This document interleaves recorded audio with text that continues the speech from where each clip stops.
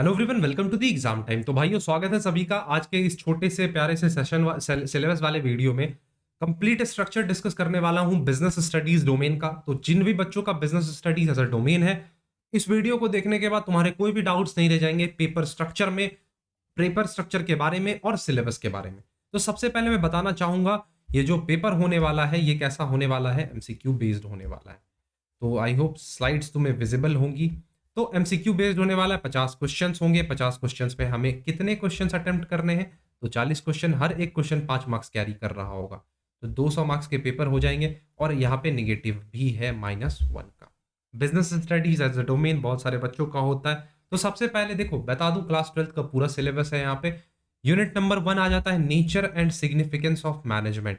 कैसे nature of management होता है, मतलब बेसिकली क्या नेचर, कैसा नेचर होता है मैनेजमेंट का, डेफिनेशन कैसा होता है, कैसे मैनेजमेंट काम करता है, कंसेप्ट ले लो, ऑब्जेक्टिव्स ले लो। क्या मैनेजमेंट आर्ट है, साइंस है या फिर प्रोफेशन है? डिफरेंट लेवल्स ऑफ मैनेजमेंट होते हैं, उसको देखना होगा यहाँ पे। साथ ही साथ मैनेजमेंट के जस्ट 5 फंक्शंस होते हैं, उसको यहाँ पे जस्ट इंट्रो लेना होगा। फिर कोऑर्डिनेशन को समझना होता है। अगर मैं बात करूं यूनिट नंबर 2 की, तो यहाँ पे प्रिंसिपल्स ऑफ मैनेजमेंट पे आ जाते हैं। तो बहुत ही आसान सिलेबस रखा है तुम लोगों का। प्रिंसिपल्स ऑफ मैनेजमेंट में मीनिंग कह लो, नेचर एंड सिग्निफिकेंस, ये सारी बातें होती हैं। फिर फ्योल भाई साहब के 14 प्रिंसिपल देखोगे और टेलर भाई साहब के कुछ साइंटिफिक प्रिंसिपल्स एंड टेक्निक्स भी देखने होते हैं। बिजनेस एनवायरमेंट भी आसान रखा गया, मीनिंग इंपॉर्टेंस देख लो। क्या माइक्रो होता है, क्या मैक्रो होता है, इंटरनल एक्सटर्नल, ये निपटा लो। और इकोनॉमिक इन्वॉल्वमेंट पे थोड़ा यहाँ पे एम्फेसाइज किया गया, जिसके अंदर एलपीजी को भी रखा गया है, तो उसे भी कवर अप कर लेना। फिर आ जाता है प्लानिंग, जो कि सबसे पहला प्राइमरी फंक्शन हो जाता है मैनेजमेंट का। इसके अंदर मीनिंग देख लोगे, features, importance, limitation. Planning process देख लेना, 5-6 जो होता है, 6-7 टाइप्स ऑफ प्लान देख लेना। ऑब्जेक्टिव्स, स्ट्रैटेजी, पॉलिसी, कौन सा सिंगल यूज प्लान है, कौन सा स्टैंडिंग प्लान है, ये सब देख के प्लानिंग को खत्म कर देना।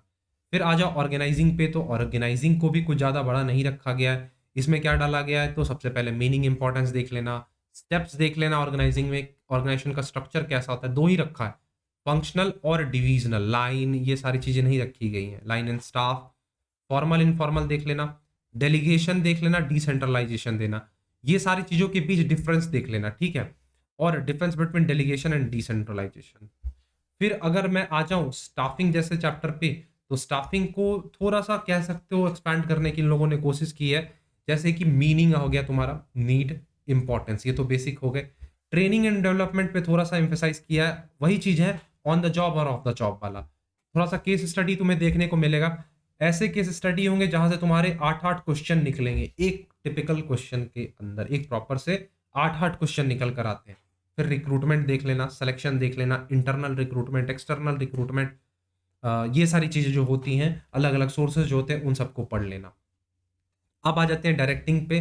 तो डायरेक्टिंग भी एक अच्छा खासा वेटेज रखने वाला यूनिट है, क्योंकि इसके अंदर 3 अलग अलग एस्पेक्ट्स आ जाते हैं, सुपरविजन, लीडरशिप, मोटिवेशन और कम्युनिकेशन, 4 बेसिकली।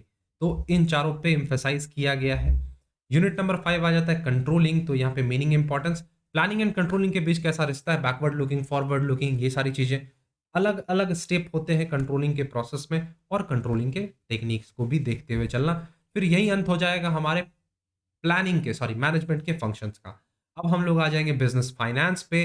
तो बिजनेस फाइनेंस में meaning, role, long term, short term, ये medium term finance, financial planning देख लेना, कैपिटल स्ट्रक्चर देख लेना, कैपिटल बजटिंग भी इंपॉर्टेंट चीज हो जाता है। फिक्स्ड एंड वर्किंग कैपिटल पे भी एम्फेसाइज यहाँ पे किया गया है।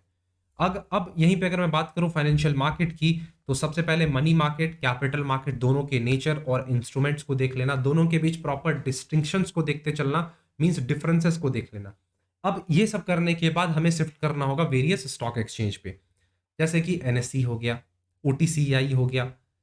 फिर उसकी जो body, controlling body, that is SEBI, उसके बारे में, उसके चेयरमैन के बारे में, चेयरमैन के थोड़े हिस्ट्रीज वगैरह, ऑब्जेक्टिव, कितने सारे फंक्शंस होते हैं, 3 बेसिकली फंक्शन जो होते हैं, उन सबको देखते हुए चलना, खत्म हो जाएगा। और at the end that is marketing.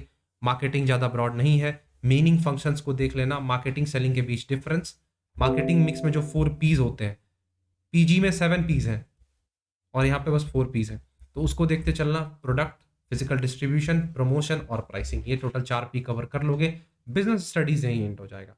Last में बताना चाहूंगा जो भी बच्चे प्रिपेयर कर रहे हैं फॉर CUET UG BCom 2023 वो ज्वाइन कर सकते हैं एग्जाम टाइम के वॉरियर्स बैच को। यहाँ पे कॉमर्स डोमेन को कंप्लीट कवर अप करवाया जाएगा।